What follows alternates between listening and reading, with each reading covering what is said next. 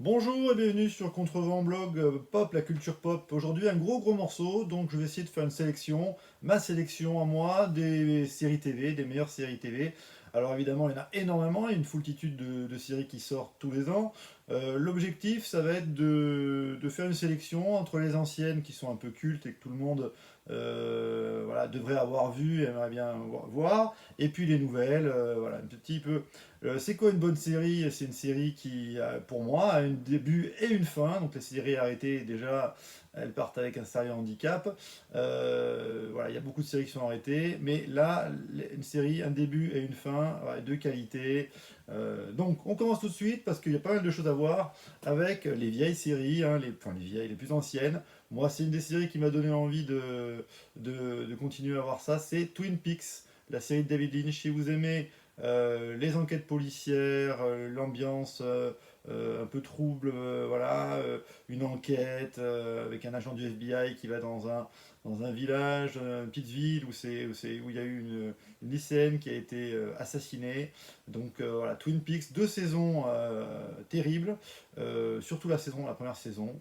La deuxième saison était déjà un peu plus étrange, un peu délirante, mais c'était bien quand même. La troisième saison qui a eu lieu, qu'il a fait pour une sorte de revival il y a peu de temps, est très particulière. Donc voilà, il y a les fans, et puis voilà. Moi je vous conseille surtout les deux premières saisons de Twin Peaks. Ensuite, une série qui a donné envie à tout le monde voilà, de regarder, de s'intéresser aux séries, c'est The X-Files. Il y a 10 saisons, 9 saisons à l'époque, et une saison qu'ils ont refait aussi pour un revival, pour remettre un peu le truc. Et il y a deux films qui ont été faits de X-Files. Donc voilà, X-Files, Mulder et Scully, des enquêtes d'agents du FBI surnaturelles, les ovnis, les créatures, voilà, la théorie du complot. Voilà, il y a énormément de choses.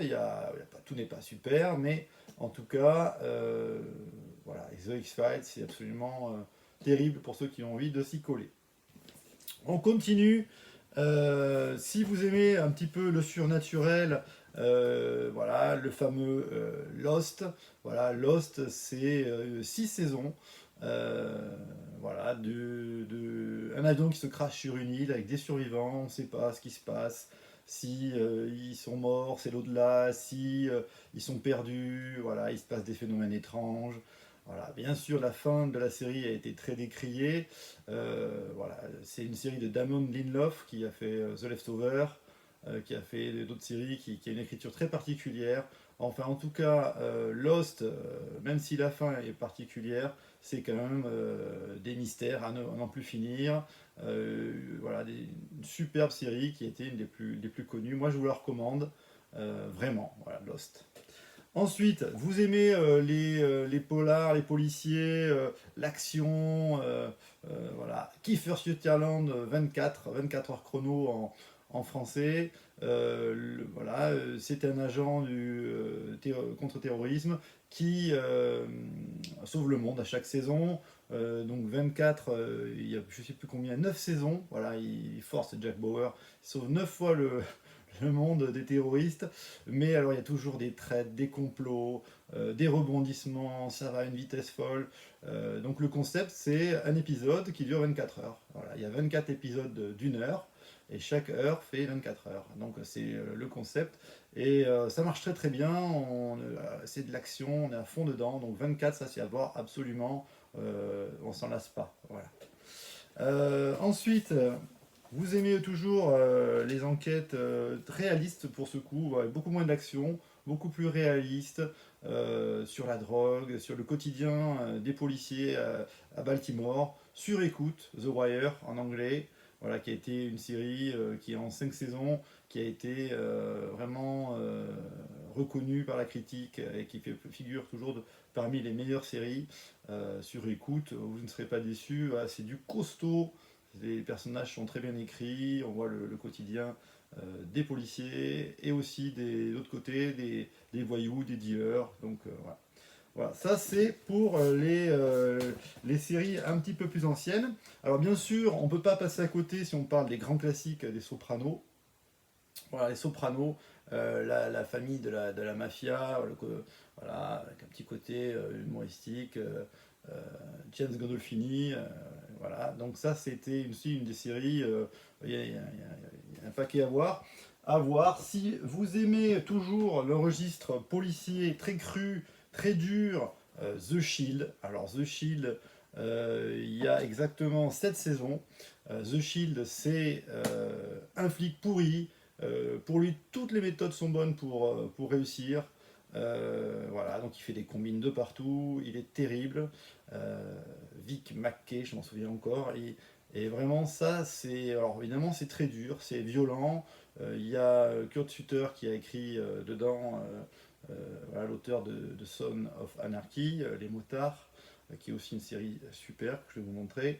Voilà, The Shield, c'est super, mais voilà, c'est dur. Ensuite, si vous aimez la science-fiction, alors à mon avis, la meilleure série de science-fiction, Battlestar Galactica. Donc c'était une vieille série qui existait à l'époque Star Wars. Et en fait, ils l'ont rebooté, ils l'ont refait avec l'auteur Ronald D. Moore, voilà, qui fait maintenant Outlander. Voilà. Battlestar Galactica, si vous aimez la science-fiction, alors là, vous en avez pour votre argent. Il y a 4 saisons et 2 films. Les Cylons, voilà, on ne sait pas, voilà, la Terre a été ravagée, enfin pas la Terre, la planète où les gens habitent a été ravagée et du coup ils doivent aller habiter dans des vaisseaux spatiaux, mais ils sont pourchassés par des robots, intelligence artificielle qui veulent les tuer. On ne sait pas si les humains sont tous des humains, voilà, enfin bref, c'est super. Si vous aimez la science-fiction, à l'heure actuelle, si vous aimez la science-fiction, il y a The Expanse sur Amazon qui est très bien aussi, sur Prime, voilà, qui est un peu dans le ton de Battlestar Galactica, dans la science-fiction assez réaliste, bien faite, avec des effets spéciaux de qualité. Voilà, n'hésitez pas, c'est une des meilleures séries. Ensuite, on continue avec les séries un petit peu plus anciennes. Si vous aimez, écoutez, Péplum, l'histoire, Rome. Rome, alors je l'ai quand même prise parce que bon, elle n'a pas de fin. Il y a quand même 2 saisons. Les 2 saisons, l'histoire est quand même assez complète. Les décors sont super, on s'y croirait. Les acteurs sont excellents. Voilà, Rome, c'était vraiment la grosse série. Je ne sais pas pourquoi ça s'est arrêté. Il n'y avait peut-être pas assez d'audience. Ça coûtait très cher à produire parce qu'il y avait voilà, il y a des acteurs, le décor, tout y est. On est à Rome. Voilà, à l'époque de Jules César. Donc voilà, je vous le conseille vraiment. Il y a 2 saisons de Rome, mais alors, si vous aimez le côté historique, alors là vous allez vous régaler. Pareil, les Tudors, alors elle a une fin, voilà, sur Henri VIII. C'est une série de Michael Hurst, l'auteur de Viking. Voilà, là c'est du costaud, Henri VIII, avec Henri Cavill qui a un rôle, et Jonathan Rhys-Meyer, voilà, Jonathan Rhys-Meyer, c'est son meilleur rôle. Voilà, ça c'est vraiment très très bien, l'histoire d'Henri VIII et de ses épouses qui ont mal fini. Donc je vous parlais justement de Michael Hurst, ben, lui c'est Viking aussi maintenant. Donc Viking, maintenant la série arrive à son terme. Il a été annoncé une nouvelle série sur Netflix. Donc voilà, ça va continuer sous une autre forme. Le plus intéressant dans la série Viking, c'est l'arc narratif sur Ragnar Lodbrok, voilà, qui couvre 4 saisons, je crois. Donc du coup, là c'est vraiment super. Après, c'est ses enfants. Bon, je trouve que ça tombe un petit peu, c'est un petit peu moins bien, mais bon, la suite quand même toujours avec plaisir. Par contre, la série a augmenté en qualité de budget, en décor, en figurant, les batailles, tout ça. Oui, parce qu'elle a eu du succès, et donc du coup, bah, les saisons, ils ont pu avoir plus de budget. Voilà, donc Viking, ça c'est très très bien. Un peu dans le même genre, si vous aimez, voilà, il y a Black Sail. Black Sail, ce sont les pirates. Voilà, si vous aimez les pirates des Caraïbes, alors pas façon de Johnny Depp, là il y a de l'action, il y a de la violence, enfin, c'est plus mature, c'est plus adulte. Black Sail, c'est les pirates, c'est une série qui est méconnue, qui est en 4 saisons, qui a une fin, il y a du budget, il y a des acteurs, il y a des moyens, on y est, on est dans les pirates, on est aux Caraïbes. Donc du coup, c'est super. On retrouve les pirates historiques, Barbe Noire, Long John Silver. C'est une série qui est méconnue et qui ne mérite pas du tout. Elle est vraiment super. Donc moi, je vous conseille, si vous aimez cet univers-là, de regarder Black Sails. Ensuite, je vous ai parlé tout à l'heure de Kurt Sutter, son monde, son univers des motards, Son of Anarchy, série complète aussi. Voilà, ça c'est violent, c'est rude, c'est dur, c'est les gangs de motards aux États-Unis avec les mafias chinoises, voilà, ils s'affrontent avec les cartels de la drogue. Voilà, donc on est plein dedans, c'est très dur, c'est assez violent. Euh, mais voilà, c'est super. C'est super. Ensuite, on parlait de drogue, de cartel et tout ça. Je vous conseille la série Narcos. Narcos, c'est 3 saisons, 2 sur Pablo Escobar, une avec les cartels du Mexique. Narcos, elle a eu une extension sur Netflix, euh, une 4e saison. C'est un petit peu, moi j'ai un peu moins accroché, mais franchement les 3 premières saisons de Narcos, c'est super, je vous les recommande. Et toujours au niveau de la drogue et tout ça, la fameuse série Breaking Bad. Alors Breaking Bad de Vince Gilligan, c'est peut-être la meilleure série, voilà, celle qui a le plus plu, celle qui est dans les critiques. Breaking Bad, c'est 5 saisons qui ne font que progresser en termes de qualité, sur l'évolution de Walter White, un prof de chimie qui est atteint d'un cancer. Et en fait, eh ben, pour subvenir aux besoins de sa famille, il pense qu'il va mourir très rapidement. Donc il se dit, ben, la meilleure chose à faire, je suis chimiste, c'est de produire de la méthamphétamine. Donc du coup, il se met à dealer de la drogue et il a affaire, voilà, et c'est l'évolution de ce personnage qui va devenir de plus en plus sombre, de plus en plus terrible. Et voilà. Et donc ça, c'est un petit chef-d'œuvre des séries. Si vous aimez des séries que vous n'avez pas vu Breaking Bad, voilà. Le côté maladie, cancer au début, voilà, c'est un peu dur, mais après ça disparaît très vite au profit de l'histoire et de ses rapports avec les barons de la drogue. Donc voilà, ça je vous le conseille absolument. Une série coup de cœur, Friday Night Lights. Alors ça voilà, c'est la série coup de cœur sur un entraîneur et sa femme qui ils sont au Texas et qui entraînent une équipe de football américain. Alors moi j'y pige rien au football américain, mais c'est pas grave, c'est pas le problème, c'est vraiment la vie de tous ces personnages. Et cette série, c'est une série coup de cœur. Voilà, on s'attache aux personnages, on s'attache aux joueurs entraînés, voilà, aux ados, aux parents, problèmes de la vie, des ados, des amourettes, problèmes des parents avec leurs enfants, tout ça, et l'entraînement des jeunes. Friday Night Lights, c'est vraiment une super série. Il y a 5 saisons et voilà, tous ceux qui l'ont vu, ils en parlent encore. Donc voilà. Très très bien. On continue toujours avec Downton Abbey. Alors ça peut faire aussi, voilà, il y en a qui n'aiment pas du tout, mais voilà, c'est la vie des domestiques, voilà, de la famille Crowley, euh, voilà, une époque 1900, voilà, où c'est vraiment juste avant la guerre et le quotidien de ces domestiques avec ces seigneurs, voilà, et c'est la vie de ce petit château. Voilà, c'est super. Il y a eu 5 saisons, même 6 je crois, et il y a surtout aussi un film au cinéma qui a prolongé l'expérience d'Downton Abbey. Donc ça c'est très bien. Après, alors ça fait débat aussi. House of Cards. House of Cards, voilà, c'était Kevin Spacey, c'était Robin Wright, c'était David Fincher qui avait fait la série. C'était adapté d'une série anglaise. C'était absolument génial. Le problème c'est que Kevin Spacey a eu des problèmes avec la justice, de comportement, tout ça, de viol. Et donc du coup, il a été écarté par Netflix de la série, et forcément, il n'y a pas vraiment de fin, il n'y a plus vraiment de série, et donc c'est bien dommage pour la série, qui était vraiment superbe. Mais malgré tout, les 3, 4 premières saisons, voilà, sont vraiment excellentes sur l'ascension de cet homme politique prêt à tout pour arriver au pouvoir, de ce couple prêt à tout pour arriver au pouvoir. On se retrouve bien sûr dans l'actualité, on voit les hommes politiques, voilà, tout pour le pouvoir, pour la corruption. Et donc du coup, c'est vraiment super. Voilà, dommage, vraiment une série qui aurait pu aller beaucoup plus loin. Ensuite, j'ai pas fini, hein, il y en a beaucoup des séries. Mad Men, alors ça, Mad Men, moi j'ai adoré, je suis rentré à fond dedans. C'est les années 60, les années 70, publicitaire américain. Voilà, il y a 7 saisons et c'est toute une époque. Voilà, c'est toute une époque. On est aux États-Unis à cette époque-là, des années 60, je connais 70. Euh, et on vit le quotidien de ces publicitaires qui cherchent voilà, la vie de ce bureau entre collègues. Voilà. C'est une série qui est hyper bien écrite.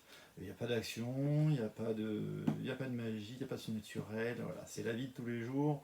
Et c'est vraiment excellent. Moi, je vous le recommande. Mad Men, une des plus grandes séries qui y ait eu. Bien sûr, on ne pouvait pas passer à côté de Trône de Fer, hein, Game of Thrones, voilà, qui est pareil, une des séries les plus cotées. Alors voilà, moi j'ai tout aimé, j'ai même aimé la fin. Il y en a qui n'ont pas aimé la fin du tout. Moi je trouvais qu'il fallait finir de façon d'une façon ou d'une autre. Georges Martin, l'écrivain, il n'a pas encore fait les derniers livres, donc je suppose qu'il a quand même donné des instructions aux scénaristes de la série qui ont aussi un peu fait leur sauce et pris des libertés. Après, voilà, il fallait bien finir, il fallait prendre une direction. Ils l'ont prise courageusement. Moi, j'ai adoré les derniers épisodes avec les scènes de bataille, les 2 grands épisodes de bataille. Voilà, la longue nuit, l'épisode dans le noir avec les morts vivants. Moi, j'ai adoré, je trouve ça super. Je suis d'accord pour dire que certains personnages changent vite de tempérament, qu'il aurait fallu que la dernière saison soit plus longue. Ça, c'est vrai. Il aurait dû y avoir plus d'épisodes. Voilà, malgré tout, ça reste une série extraordinaire et à voir absolument. Bien sûr, elle est violente. Il y a de la magie, des dragons, c'est le Moyen-Âge. Voilà, les rois, comme dans Les Rois Maudits, qui est une inspiration. Les rois se font la guerre et se zigouillent les uns les autres. Donc voilà, Trône de Fer aussi, très grande série. Alors je pourrais citer d'autres séries bien sûr excellentes comme The Killing, comme 4 saisons d'enquête policière. Voilà, moi j'ai vu la version américaine qui est super avec une actrice excellente. Je pourrais citer qu'est-ce que je voulais Bates Motel par exemple qui est une très bonne série aussi, qui a une très bonne fin. Homeland, Dexter, voilà, Homeland c'est une agent du contre-terrorisme aussi qui a des problèmes de bipolarité et voilà avec vraiment une très bonne actrice. Voilà, Homeland c'est très très bien si vous aimez un peu l'espionnage. Euh, sur les séries un peu plus récentes, je vous conseille True Detective. Alors True Detective, c'est une saison, c'est une anthologie à chaque fois. Voilà, il y a une saison, une histoire.